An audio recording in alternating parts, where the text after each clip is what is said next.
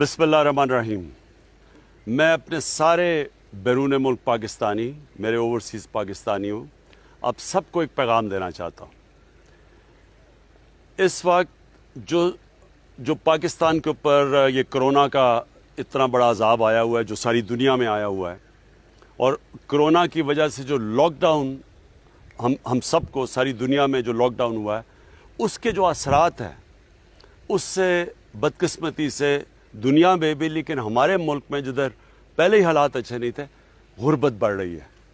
تو میں آپ سب کو یہ جو چاہتا ہوں کہ میرے جو پرائم منسٹر ریلیف فنڈ ہے، اس میں پیسے ڈالیں۔ کیوں ڈالیں؟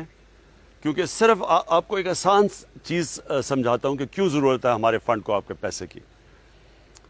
امریکہ جس کی 30 کروڑ آبادی ہے، اس نے 2200 ارب ڈالر کا ریلیف اپنے لوگوں کو دیا ہے 30 کروڑ آبادی پہ۔